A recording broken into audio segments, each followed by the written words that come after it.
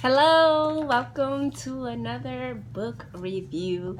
And like I said, it's getting towards the end of the year, and I'm trying to finish up my reading challenge, which was initially to read 52 books, like a book a week, but I did fall behind. So instead I kind of changed it so that I could read I think it went from like 52. I thought maybe 45. I feel like 45 is my number. So if I can every year read 45 books, that would be great. But this year, because I fell slightly, maybe slightly behind, it's going to be 40 books this year.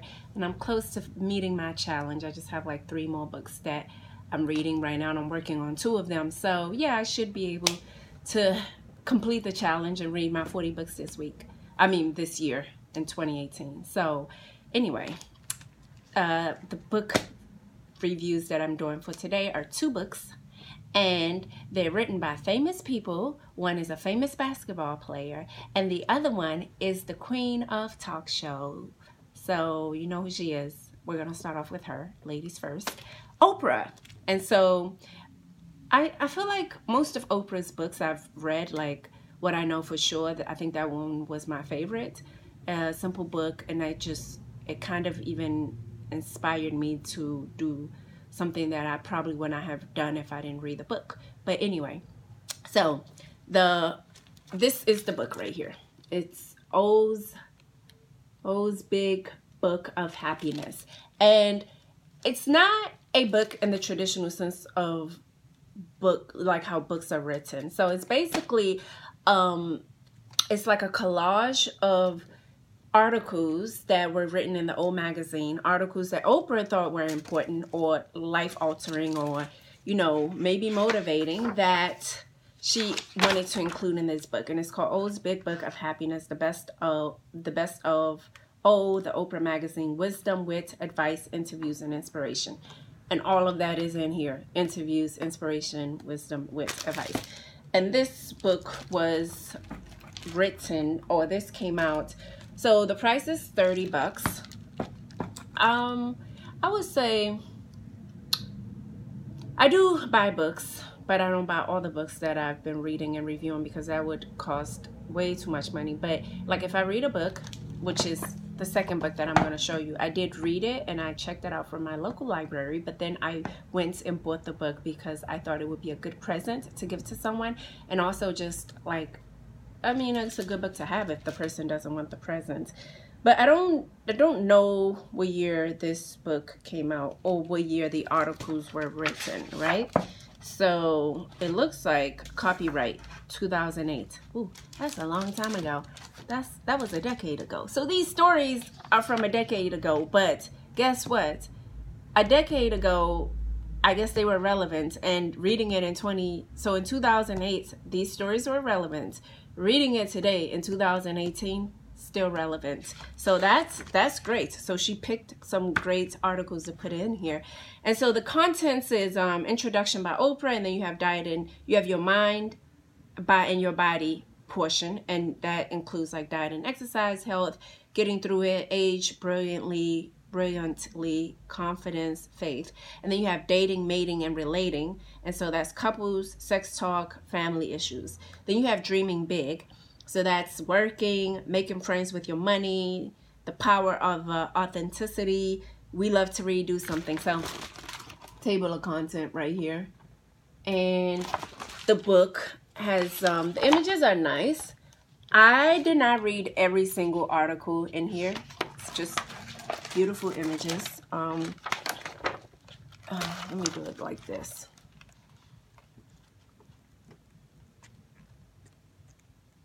I did not read every single article in here. I just read, as I was going through it page by page, I would skim through some of them, and then I would actually, like the ones that caught my attention, that I thought I could relate to or that like spoke to me, I actually read the full article. So and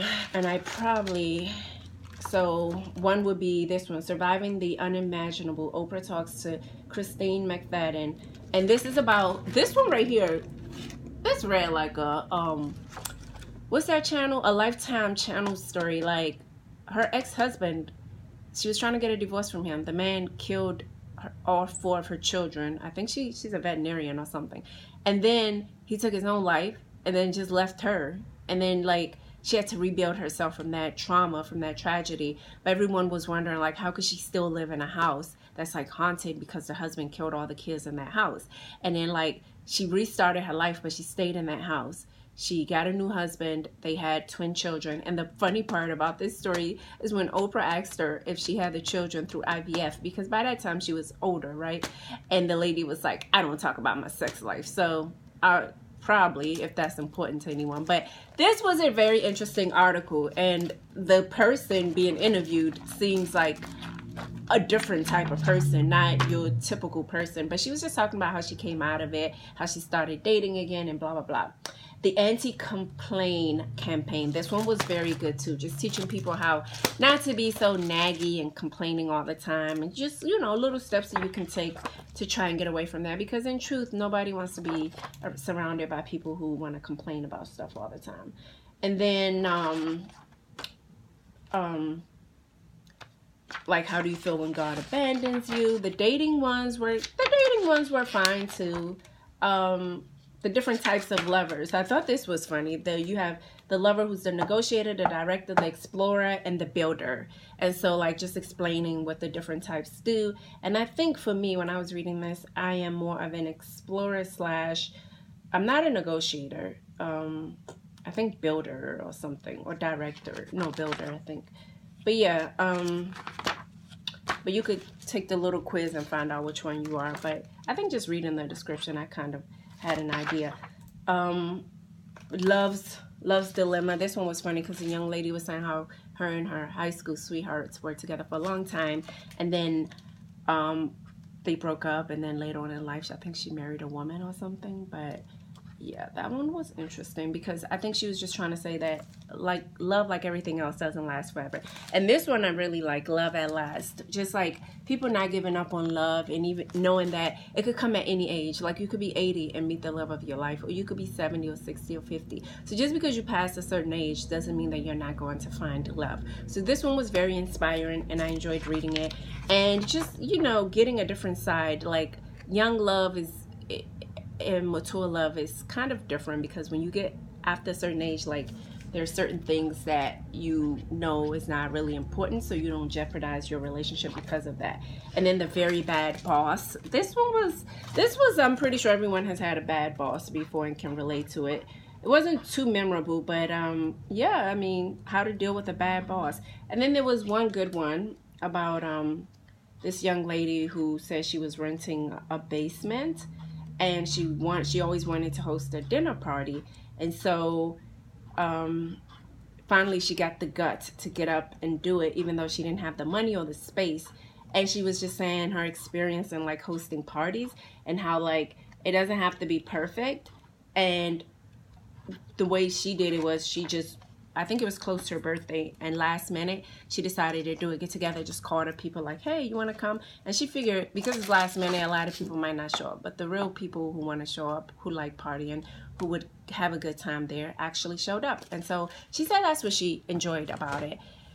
And this is going to be long. I didn't think it would be this long. Sorry. I should have done them individually. But anyway, moving on to the next book, Kobe Bryant's The Mamba Mentality and How I Play. And this book, surprisingly, out of all the sports, I do like basketball and soccer. So if it was about football, I probably wouldn't have gotten it. But yeah, Kobe, I got to see a different side of him. I'm not really a Kobe fan, but reading this book just shows you his mentality. Like, he's a hardworking, driven, motivated person who likes to learn from the people around him. And the pictures in these books are just like amazing pictures. So I love the pictures.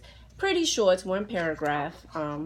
Not one paragraph for the entire book, but like a paragraph per picture explaining the picture and just explaining his mentality at the time. And yeah, I enjoyed reading this and looking at the pictures, the images. I think it's a cool book. It's not really a novel kind of book. I don't see Kobe Bryant sitting down and like writing a novel about his life. So I feel like this is good enough. This gets you inside of his head. It doesn't touch on his personal life, which you don't really need to know that much about, but like, you know, just him as a professional athlete. And so I think any professional athlete or student athlete would appreciate a book like this, because you do have to have a winning mindset and a certain mentality to like see what you do for a living as a professional athlete as important, and just like for motivational purposes as well, and to get you to the next level if you really want to challenge yourself and you have no one in that arena to challenge you. So really enjoy this book. This was a quick read, didn't take me long, like a day and a half or so, and I really liked it, so thumbs up for this. Of course, anything by Oprah's thumbs up, but like, yeah, for sure, thumbs up for this. So 2 great books. If you're not really into reading novel kind of style books, these are unique in their own right, and they're good to read. So yeah, check these out. Thank you for watching. Enjoy your week.